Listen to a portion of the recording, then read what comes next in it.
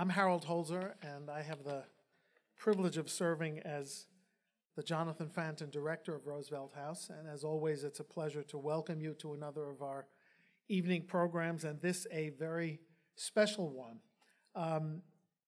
Above all, this is an evening about architects and architecture. So as we celebrate and explore the life and work of Louis Kahn, we're reminded that we're in a house that was beautifully designed more than a century ago by Charles Platt, whose careful division between Sarah Delano Roosevelt's house and Franklin Roosevelt's house was immediately abrogated and canceled the minute that they all moved in, and then refurbished and reinvented by the great architect Jim Polchek, who we were hoping to welcome tonight, but he's ill and sends his, not seriously ill, but sends his regrets, which absolutely ruins my punchline for this introduction, but I think you can sort of figure out where I was going. It's also an evening about celebrations and partnerships, and we're really pleased to be partnering tonight with our Roosevelt neighbors at the Four Freedoms Park. I want to acknowledge Howard Axel, who has been my new pal, who has been instrumental in bringing this event to Roosevelt House, to our Roosevelt House Board of Advisor member and angel of all things Roosevelt, Bill Vanden Heuvel, who will be here any minute, and we'll get a chance to acknowledge him at the reception. And to Howard's predecessor and my dear friend for many years at the Metropolitan Museum, the great Sally Menard, who is here. So it's one great happy family celebrating the Roosevelt legacy together, and above all, the Louis Kahn life that brings us together this evening. So let me just tell you the drill for tonight. You will hear from our speaker. You will get a chance to ask questions at the conclusion of her talk.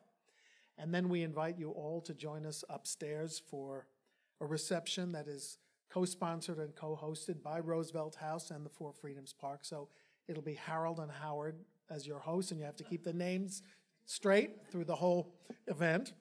And Wendy Lesser will be available to sign books that we implore and urge you to get, because this is, as she told me upstairs, this is her first official book event for the new book. So we're getting first of first editions tonight, and that's exciting. I urge you all, even if you think you've turned off your cell phones, to turn off your cell phones. We are being live streamed tonight to the students who can spare not the travel time, but the time to watch on our website. For those of you who have friends who are interested in the subject, please urge them to go on the Roosevelt House website tomorrow or thereafter to watch the program either again or for the first time. That's why we record them. So now, to introduce our featured author, it's a great pleasure for me to bring to the mic someone with an intense personal and professional interest in the subject of Wendy Lesser's book. He is the son of Louis Kahn, and in his own right, an acclaimed documentary filmmaker, whose Oscar-nominated film, My Architect, A Son's Journey, is another way of inquiring into the life and work of Louis Kahn. So please join me in welcoming Nathaniel Kahn.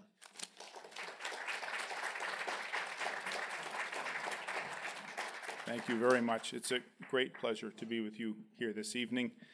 And I also want to say that it's been a very interesting situation for my family, the Kahn family, to have such a wonderfully accomplished biographer working on our father. My sister Sue Ann is here, and so Sue and I have been holding hands on and off as Wendy has been writing her book, but we're very happy. 44 years ago, on his birthday, my father was in his office, and he unspooled a set of photographs of the site at the tip of Roosevelt Island. And it was very much the commission of his lifetime, certainly one of the great commissions of his lifetime. This is 1973. And the reason that it meant so much to him to have a commission like the Roosevelt Memorial, which is what it was called at the time, now Four Freedoms Park and the Roosevelt Memorial, is that he loved Roosevelt. And my sister Sue Ann can actually tell you even more about that. She remembers him talking about Roosevelt incessantly. I certainly remember it being a little boy in his office, how much he loved that project.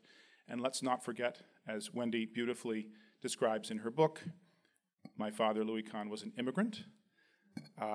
Mr. Roosevelt, the great President Roosevelt, adored immigrants and understood, of course, as an immigrant family himself, what that meant.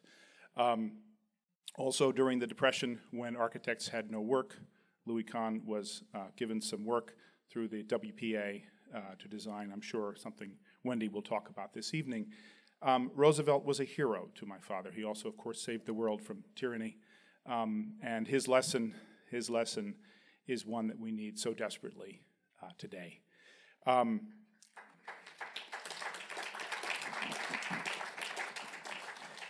The project over the following year, from '73, from February 20th, my father's birthday, until his death 43 years ago tomorrow, was a whirlwind of changes, invention, reinvention, struggle, and certainly in the end triumphing in a magnificent design.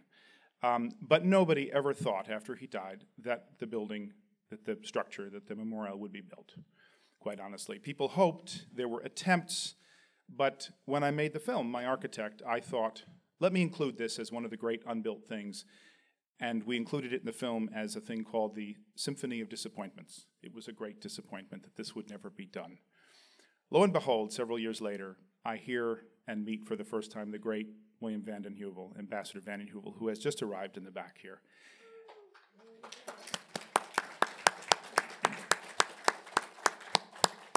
And he says, we're going to build the thing. And I thought, my God, if anybody can do it, you will, but I just don't believe it.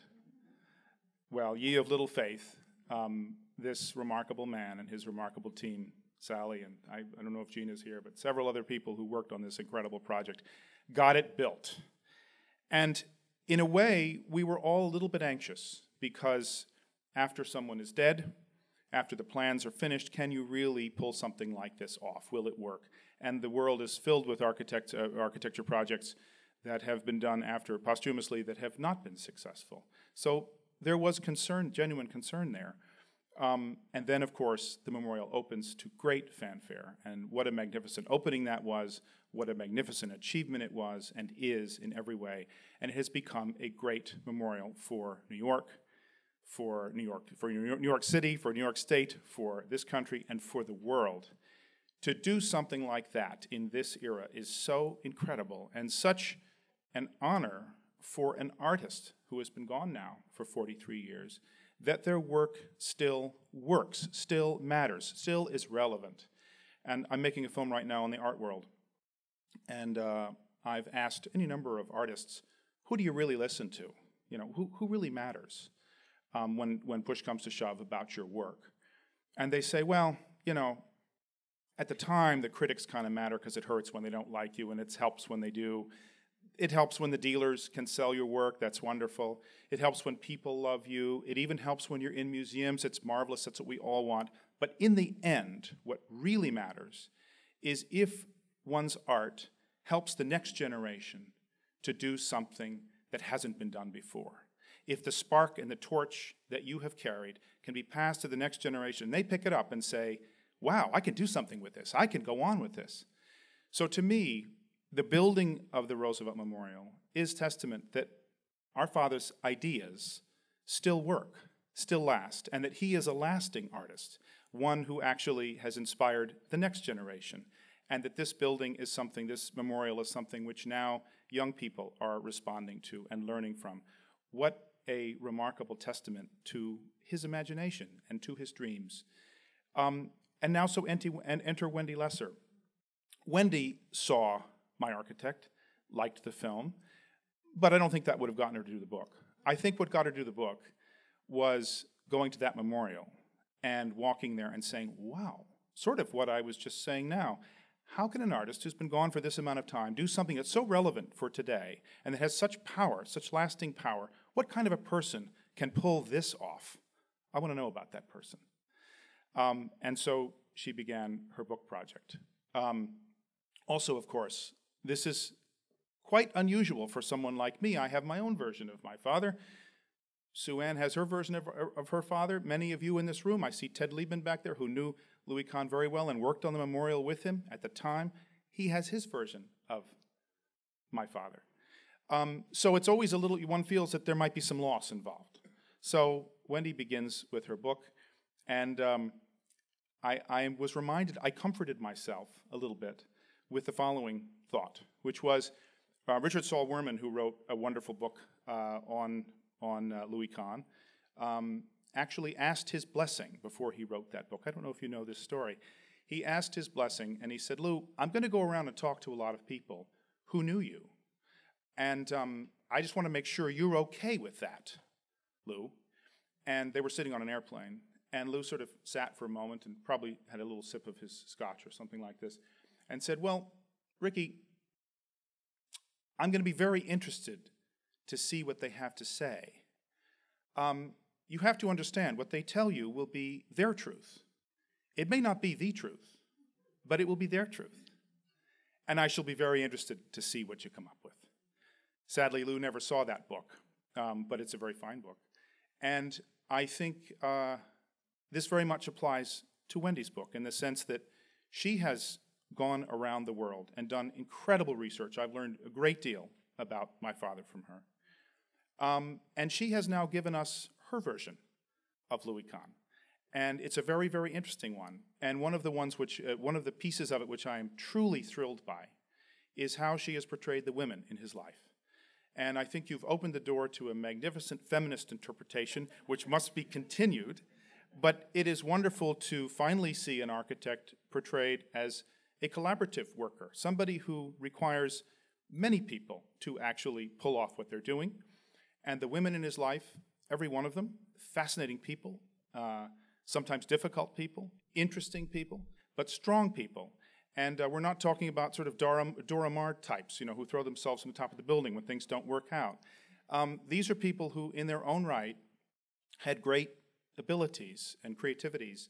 And I think we owe a great debt to Wendy for really pulling that out and showing us and portraying how these collaborations and this love that existed between these people at different times gave rise also to some of the wonderful ideas that occur in his work. So I thank you very much for that. It's a truly, truly great achievement. So, in conclusion, I simply want to say that we are, very honored to have you here, Wendy.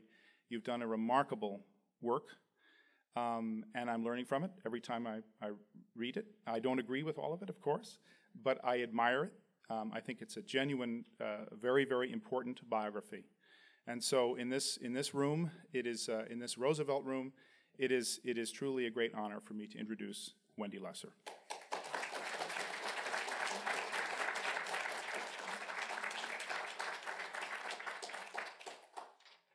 Well, it's an honor for me to be here tonight, celebrating the start of the book, really. It hasn't had a public outing before, so I'm very excited to have it be this crowd in this room that's doing it.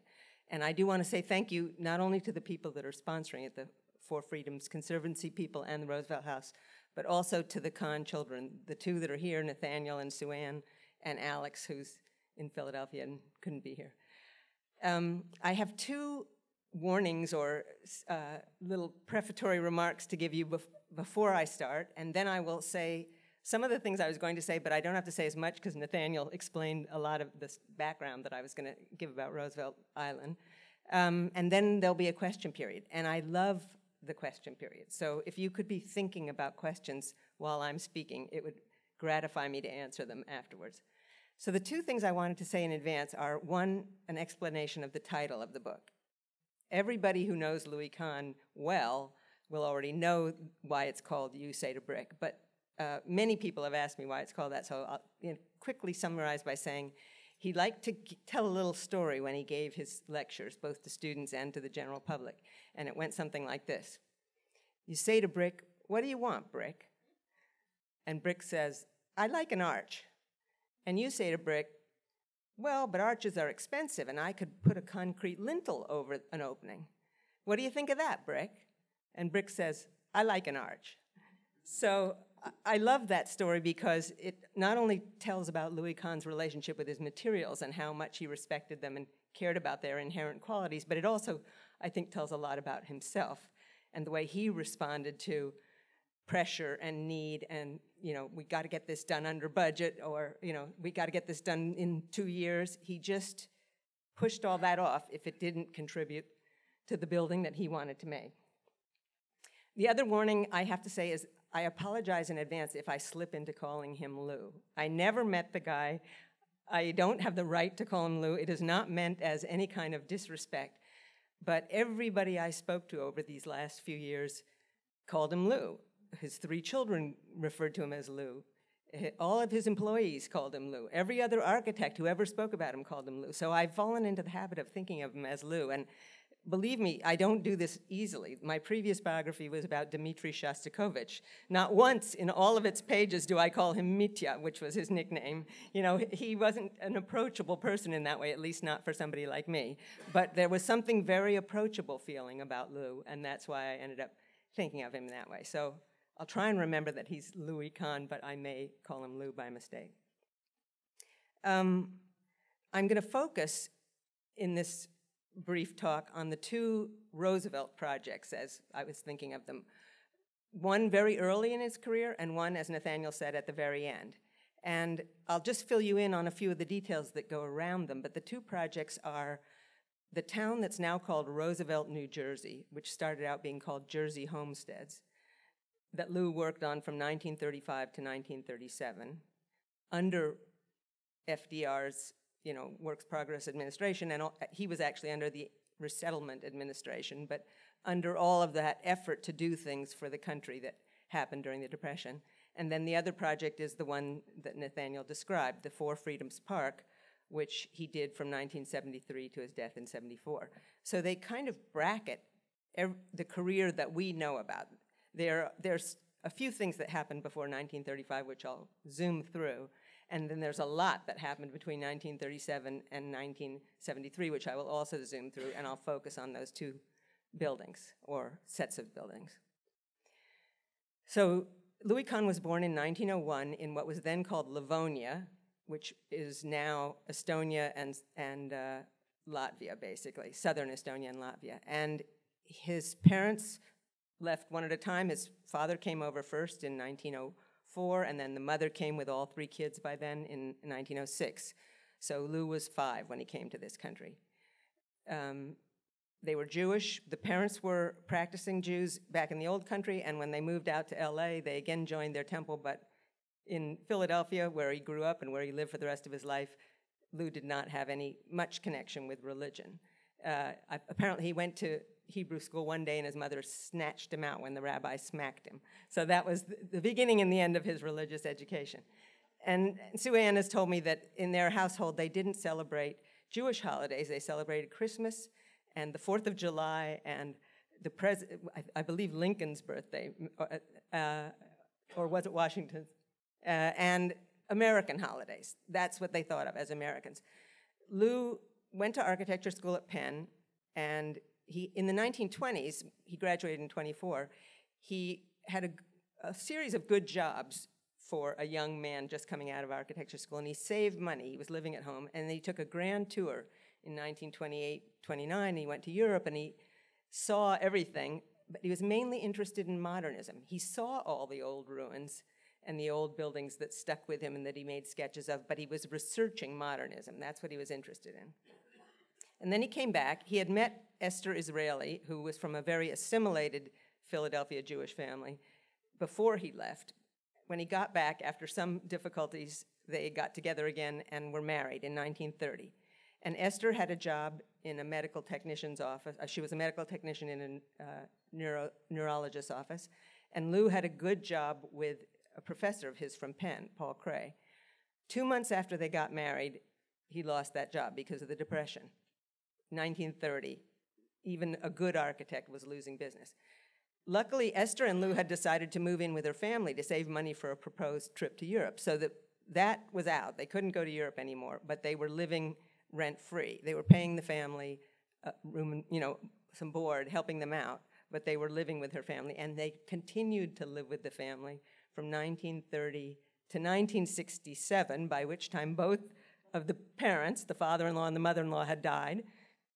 And then they finally moved into their own house for the last few years of Lou's life. So this I found fascinating. It was a little more common in those days, I think, but still, it was fascinating that he lived this incredibly domestically based life in his wife's house for the entirety of most of his adulthood. In 1935, having been unemployed for a few years, he got a job with the Resettlement Administration, and the assignment was to build worker housing in Jersey homesteads, which was a little bit south of Hightstown, New Jersey.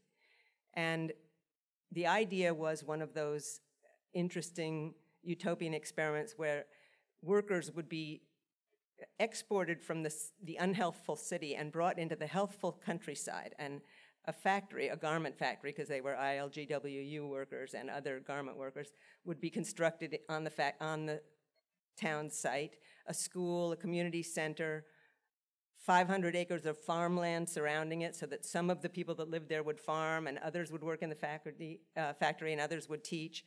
It was kind of like a cross between the 19th century Brook Farm and a kibbutz. I mean, this whole utopian notion. And people would run the community themselves on a one-person, one-vote basis, and they would buy in to their houses by putting a little money up front and being able to pay $24 a month for 30 years or whatever until the house was paid off. That was incredibly cheap, even in 1935 or 1937. Lou and Esther were giving her parents $100 a month for their board. They were living rent-free, but they were paying $100 a month for board. So that gives you some idea how little $24 a month was. And Lou's assignment was to develop the housing. And he was working under a man named Alfred Kastner, but he did most of the work on the designing himself, and he produced 12 different housing types, sort of Le Corbusier looking, that is white outsides and flat roofs, and sometimes asymmetrical in the sense that the door or the window is off center, but sometimes very symmetrical. They still look good. You can drive out there to Roosevelt, New Jersey, and see these houses, which have been there for this long, and they still look like what he designed, and they look nice. And they're set off the roads that wind through this little area, back from the roadside. There are no sidewalks. There are long, grassy lawns leading up to the houses. Sometimes they're duplexes, sometimes they're single houses, sometimes they're 2 stories, sometimes they're 1. So there are 12 different types, but they're pretty nice houses, and they were worker houses. Now, they weren't worker houses for very long because the utopian experiment fell apart. The ILGWU decided they needed the workers back in the city. They didn't want them shipped out to the countryside.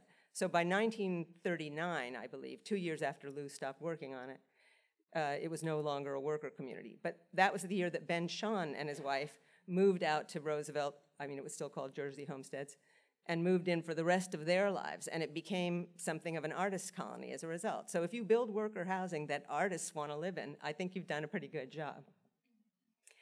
Okay, then he didn't work again for a little while after 1937. And in 1941, he started with a friend of his, George Howe, an eminent Philadelphia architect, and another guy named Oscar Stonarov. They started a firm together. And by 1947, Lou had broken off and had his own firm.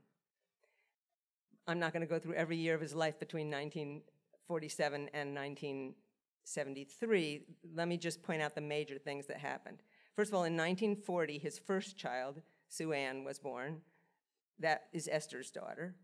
Then in 1954, a second child, Alex, was born to Ann Ting, a woman that Lou knew because she had worked for him and with him. That is, she was a close collaborator with him. She initially came to work for Stonarov and Kahn, but when he broke off, she went with him. And they continued to work together for a decade after that, I would say.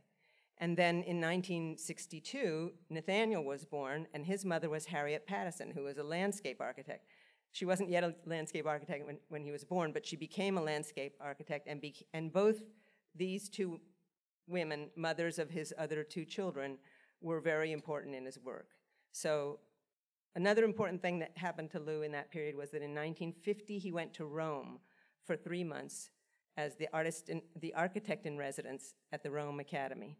And he was exposed to a lot of architecture of ancient Rome. He also visited Greece and Egypt, so he saw the pyramids, and he had already on his grand tour seen Greece, but he saw it again. And he spoke to a man named Frank E. Brown, who was an expert in ancient Roman architecture, and a lot of this rubbed off on him. So that when he came back in early 1951, everything he did from then on looked different from what he had done before he left. The last building he did before he left was a steel building, the Radbill Pavilion, that's part of a hospital in Philadelphia. It looked like modernism, like straight modernism. He got back and he did the Yale University Art Gallery. If you've seen that, you know that it does not look like anything else. It has elements of modernism in it, but it has very strange, inventive things like a triangulated ceiling and a staircase where you can see the formwork from the concrete on the wrapping of the stair. And it's a really wonderful building still. So Anting was very involved in the Yale University Art Museum and also in the Trenton Bathhouse, which you've probably never been to, but you can get to that as easily as you can to Roosevelt, New Jersey. Lou said about the Trenton Bathhouse, when in 1961 he was celebrated at that Museum of Modern Art in the first show that was ever devoted to a single architect, and it was for his Richards Building, which is another medical building in Philadelphia. But he said, the world came to know about me through the Richards Building, but I came to know what I was capable of doing, I'm paraphrasing here, through that little concrete bathhouse in Trenton.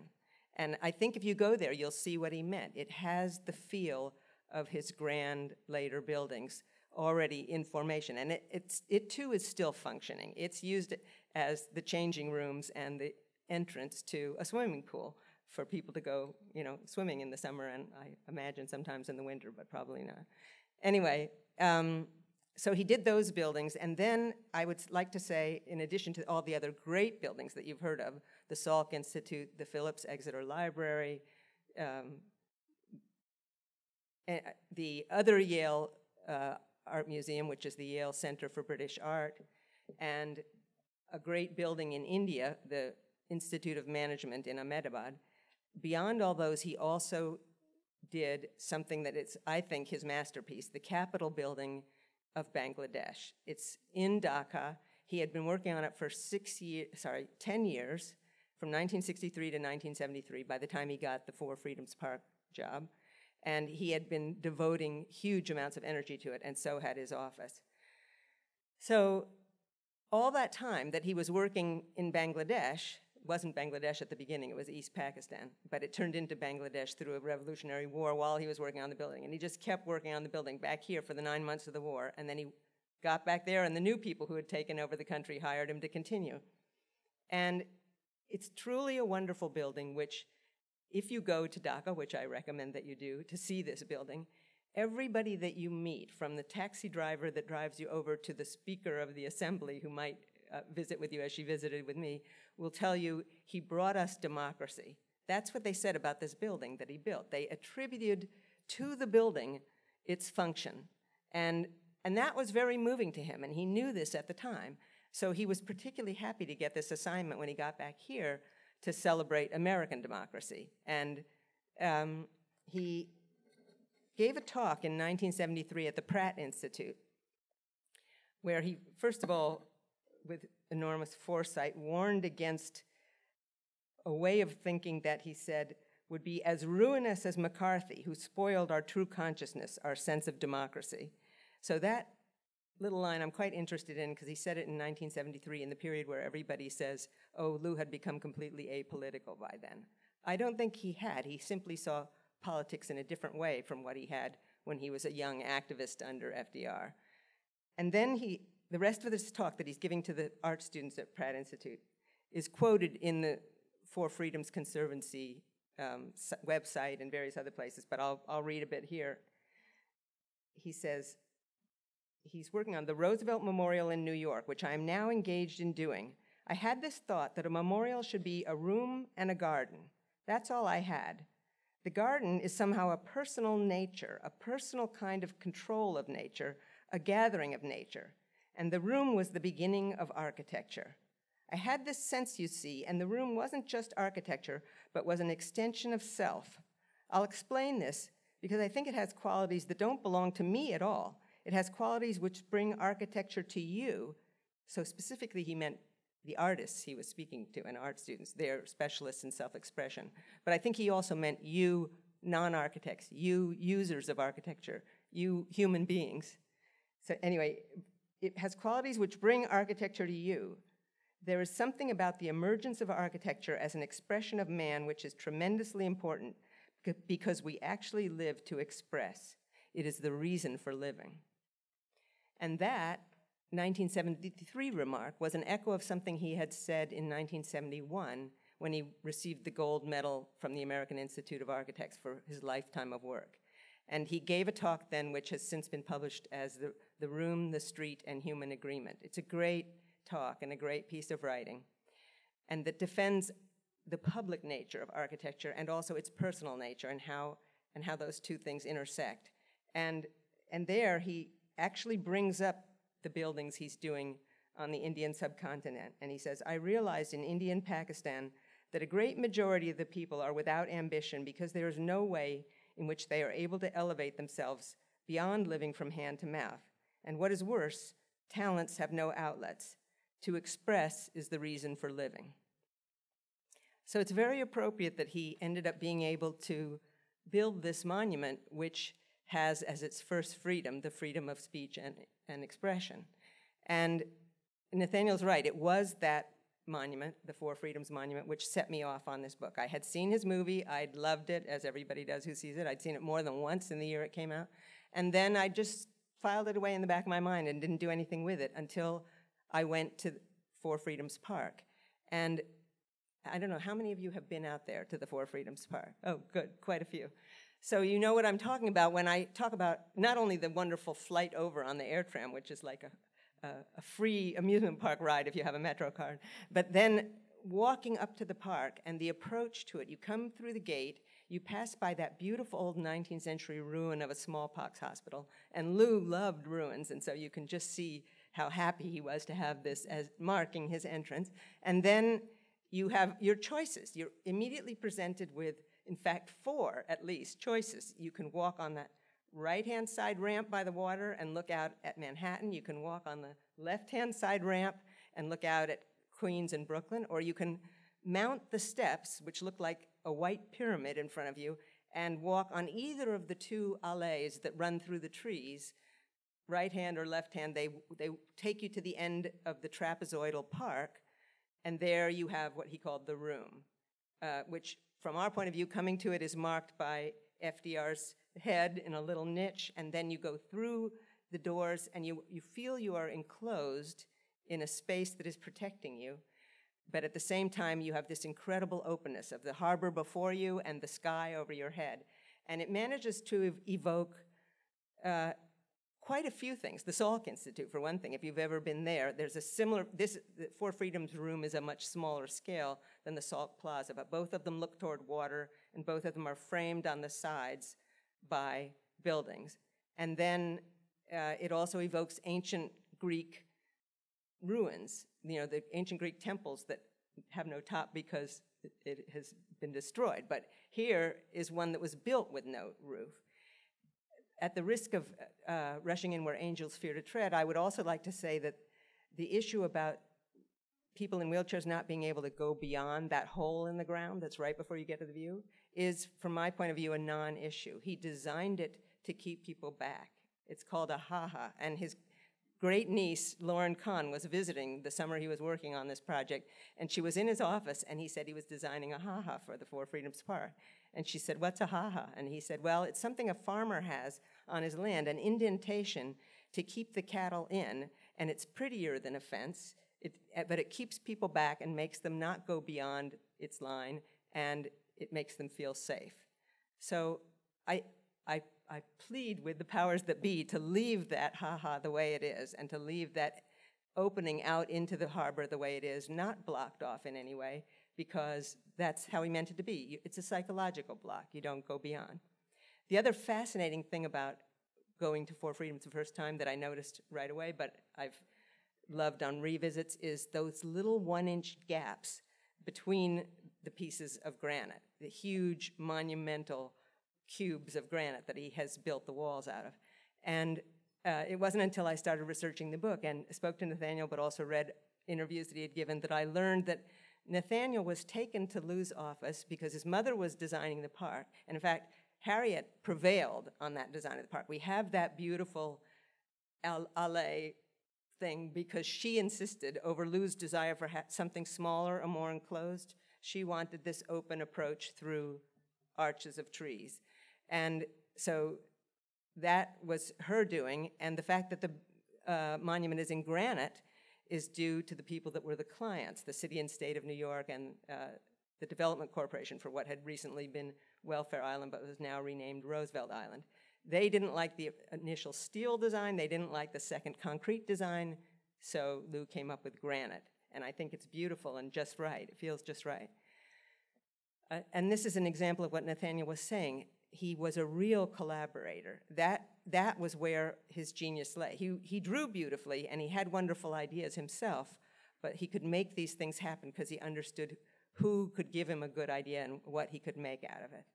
And Nathaniel had his own experience of that when he was just about 11 and was taken to the office late at night because both his parents were madly working on the Four Freedoms Park model. And Lou had blocks representing those granite cubes, and he would move them back and forth, wider and narrower, and he said to Nathaniel, like this or like this, like this or like this? You know, how far apart should this be? And Nathaniel, as an adult, said, you know, he liked to talk to people, and he didn't care if you were a child or an adult, an architect or not. It was the talking that gave him the sense of an idea. He didn't expect you to come up with a solution, but he learned what he wanted by talking to you. So I think that about those gaps, and I also think of his famous phrase that he said, which was in ancient Greece, the walls parted and the columns became. That was another line he used to repeat all the time, like you say to Brig. So I think that those little spaces kind of represent that as well. But mainly, I think what's so moving, if you go out there now and read it, is the plaque that describes the Four Freedoms and its relationship to the building. That is the sense that you are experiencing both freedom and containment. You are protected by something, as FDR was hoping to protect democracy when he gave that speech in January of 1941. It's actually a speech about war and how we need to prepare to enter into war because there's this terrible war going on in Europe and we need to defend our principles. And the principles that FDR was defending, if you haven't read it, you should all go online. You can get the whole speech and you can read the principles he was defending were things like the end of special privileges to the few, or the preservation of civil rights of everyone, or the expansion of health care to more people. That's actually in that speech. And it makes you weep now to read it. And then the Four Freedoms, which are written on that back wall, the freedom of speech and expression, the freedom to worship God in the way you choose everywhere in the world, the freedom from want everywhere in the world, and the freedom from fear anywhere in the world. And they've had to abbreviate that one on the monument, but this is what FDR actually said. Freedom from fear, which translated into world terms means a worldwide reduction of armaments to such a point and in such a thorough fashion that no nation will be in a position to commit an act of physical aggression against any neighbor anywhere in the world. An argument for disarmament in a speech preparing people for war. So it's quite clear why it might bring you to tears to go out there now and read these things, but I think it will also make you feel better about the fact that something endures. And this architecture, this piece of architecture out there on Roosevelt Island acknowledges the past, the distant past of the Greeks, the recent past that Louis Kahn had lived through and known what it was like to live under FDR. Our recent past, which was when he built or designed the building, and then the 40 years that it took to get it built, and this present we're living in now that he could not have foreseen exactly, but it addresses it, and it makes us feel that there can be something after, as great architecture does. Thanks.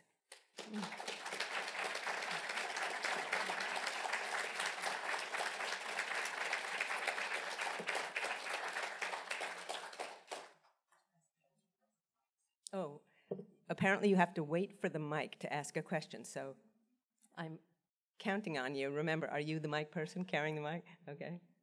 And please, somebody ask a question.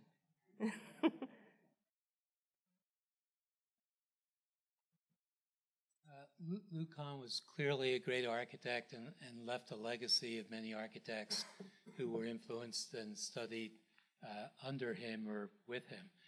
How come there's so few buildings in Philadelphia and in the United States? Why wasn't he able to get more projects executed during his career? The number of his projects is actually larger than you would think. I think when I calculated it out, there were 80-something actual constructed things out of, nearly 200 design. But a lot of those were small-scale remodeling or buildings that have been torn down since, or not a major work. And there are, it's true, only, as I counted, about 15 or so, that counts 3 of the houses, masterpieces. But part of it was social, that is, being a Jew in 1930s Philadelphia or even 1940s Philadelphia was not conducive to having a big fat career.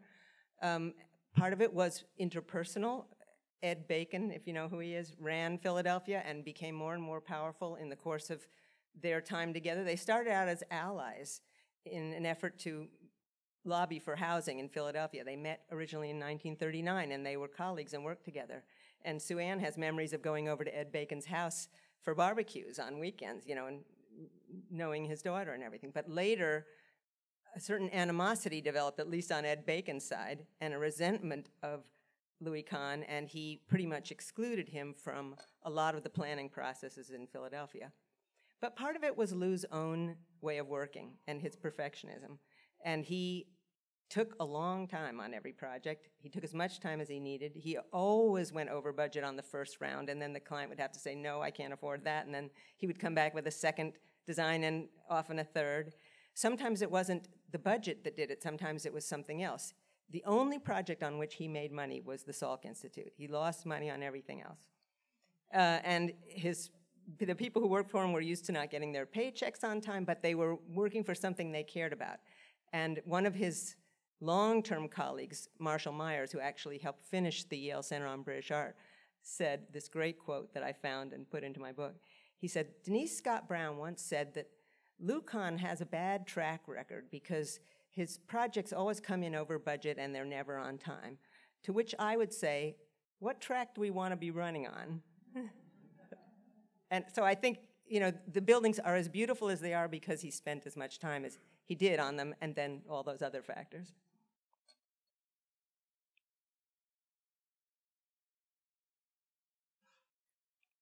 You mentioned about the For Freedoms Park that his partner did the landscaping in one of the alley of trees, and you seem to imply that it was actually going to be a much smaller park at first. I mean, most of that is landfill, right?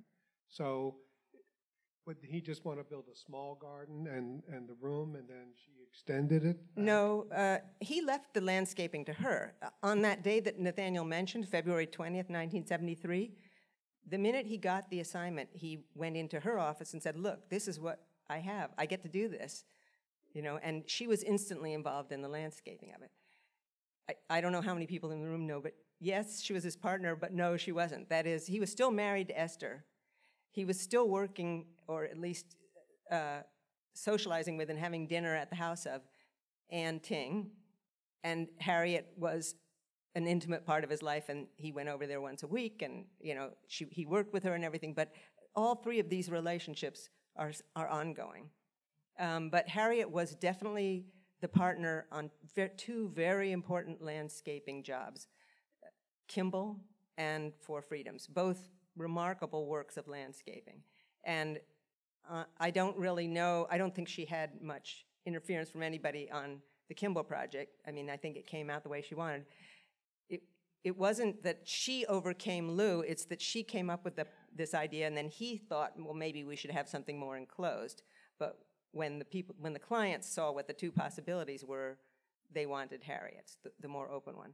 Certain changes were made in the 40 years in between, and Harriet did not supervise the execution of Four Freedoms Park. So it's not exactly as she designed it. For instance, the trees are not the kind that she wanted, and they would have made a more arching arch over the allées, but the whole feel of it and that approach and that sense of openness and moving towards something, that's part of her design. He wasn't necessarily right the first time. That's the thing about him. I mean, this very interesting Bangladeshi architect named Shamsul Waris, who I wouldn't have thought to interview except he's in Nathaniel's movie, and he sounded so great in the movie. I thought, gee, I wonder if this guy is still around, and he is. He has wonderful things to say, and he said, Lou did not get his first ideas at the front. He had to draw to know what he wanted, and he had to keep working and working over and over again. It wasn't an instantaneous, yes, this is how it's going to be. It was always a process that he had to go through that very much involved drawing. Anyway, there must be more. Maybe you, I came in a few minutes late, maybe you addressed this already, but you had mentioned something at the beginning about politics, and he was apolitical or not political towards the end.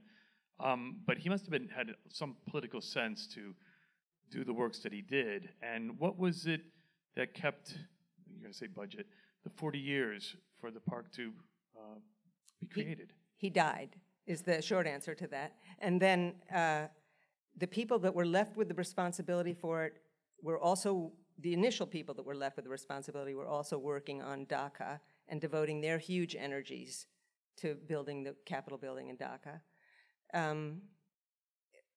Of course, there are politics of the other sort, the kind of, local, let's sort this thing out, going on all along. And Lou wasn't too good at those either, but he wasn't around to not be good at them. That had to do with all sorts of things, from the federal, Americans with Disabilities Act's requirements to local issues and mainly loss of funding. And then what I say in the book is that William Vanden Heuvel entered the process and said, look, let's get this thing on the road, and did the fundraising and the communicating with people necessary to revive it. And then they set up Four Freedoms Park, LLC, and it got built. But what I meant about Lou being political was more the sense of a zeal to enter into national and international politics, which is very clear in him when he's a young man in his 30s. He even designed an unsuccessful entry into the competition for the Lenin Memorial in Leningrad. He was the spearhead of a group called ARG, Architectural Resources Group. He spoke very eloquently, and he was the leader of it, and he was very much in favor of things like worker housing and getting more things for people who needed it, and all that kind of thing that was encouraged under Roosevelt, and Lou was really involved in that. And then later in his life, although he continued to do very public buildings, he's not one of these condominium building architects, so he really continued to do the kind of work that would benefit humanity. He retreated on an explicit political level. Esther, after his death, told an interviewer, oh, Lou wasn't political at all, he'd never been political. Well, that can't possibly be true. I mean, we have statements from him suggesting he was, but he certainly, on the explicit level, withdrew from making political statements toward the end of his life, and my theory is the McCarthy era has something to do with it. I think it frightened him as an immigrant who was making his way, but who knows? Yes, Bill?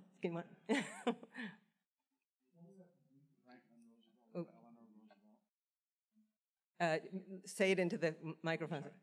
Did Lou ever meet Franklin or Eleanor Roosevelt personally? I'm pretty sure he didn't. And secondly, could you talk to us a bit about the selection process, how he was chosen in 1972 to be the architect? Did Bill Walton play a premier role, or did Nelson Rockefeller get involved? I actually don't know anything about that. I only know that he was handed the commission. So, Sue, do you know anything about that? Could Ted Lehman raise your hand and get the microphone?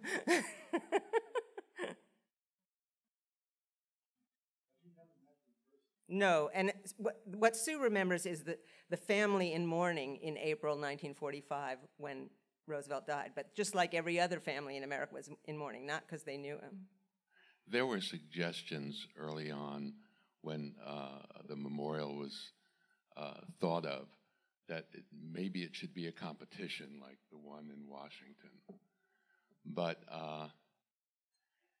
there was that architect Lou Kahn, and well, I thought that he was the right choice, and it was a very easy choice. And Walton and Nelson and the mayor all went, you know, they all, everyone, all politicians and great administrators are also architects. Actually, I think all human beings are also architects because we live in architecture, we walk through it every day, so it's definitely a subject we're all interested in. But now that I have the microphone, Bill Vanden Heuvel, who's not an architect, but God bless him, we have it forever because of him. Yeah.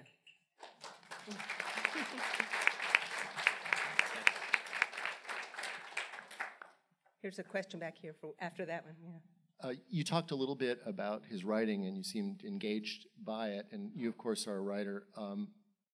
Could you talk a little bit more about his writing? I'm not an architect, but often I see architects aren't always the best writers. So. Right. He was not going to win the Nobel Prize for his writing, but then neither am I. I mean, it was a very strange kind of writing.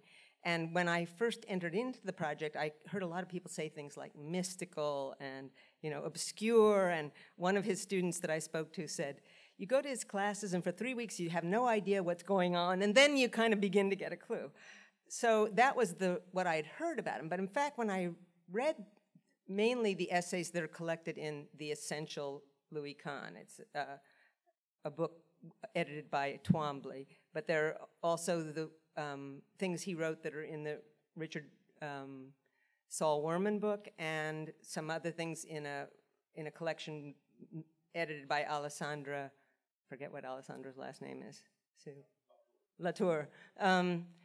So there's plenty of it out there to find, and he expressed himself in a very unusual manner, but if you bothered to puzzle it out, it was fascinating. And one of the things that I found in the course of writing about him was that he didn't actually, for instance, he's famous for thinking he was quoting Wallace Stevens about how a light falls on a wall. Well, Wallace Stevens didn't say anything like that. I looked up the poem that he had to be quoting from, which is called Architecture, and it's just nothing like that.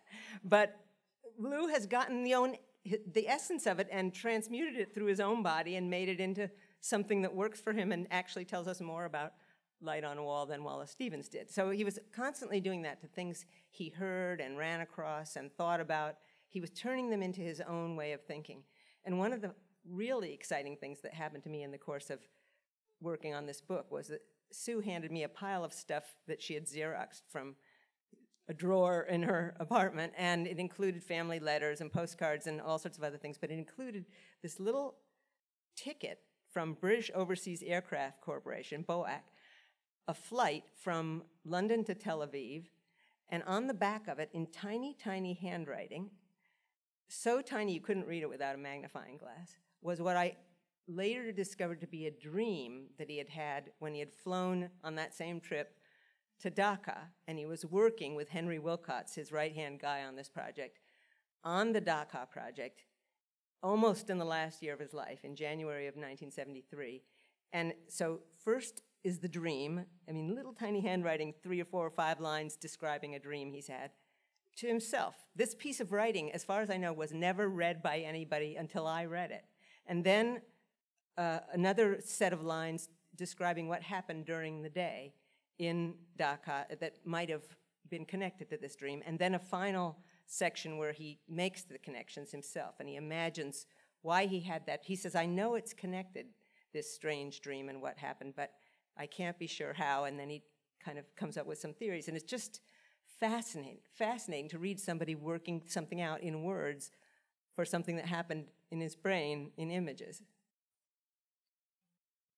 Do you think that his unusual way of communicating and thinking, which is quite lyrical in retrospect and that people get after a while, interfered with his obtaining clients who might be used to a more traditional way of talking about a project? I'm thinking of the Kennedy Center, for example, and were there any other projects where that might have been a factor? Yeah, it could be his way of speaking partly, but it was a lot of other things as well.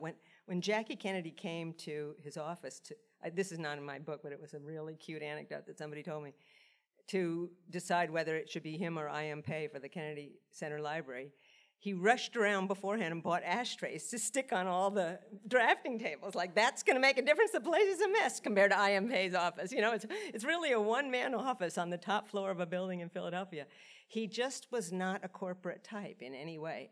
So the language may have scared away a few clients, but I don't think it was that much of a factor. There's a 1958 creativity study that was done of architects in Berkeley, and 40 architects gathered together and talked about architecture, and they all thought Louis Kahn was pretty great. And in 1958, he had hardly built anything. He had built the Yale University Library, Art Museum. He was starting on the Richards Building, had barely started it. He had built the Trenton Bathhouse, and he had built these prior buildings that nobody ever talks about, that we haven't seen. And yet all these architects, they all have a score sheet. This is not in my book either because I didn't think it was pertinent, but you can find a book called The Creative Architect by a man that's written about this study. All these architects were asked to score themselves and everybody else in terms of creativity. So, of course, Philip Johnson puts himself number 1. But he puts Louis Kahn number 2. And you would be surprised the number of these important people that put Louis Kahn number 2 or 3 or 4. He was in that top group for all of them. Lou put Richard Neutra 1 and himself 2.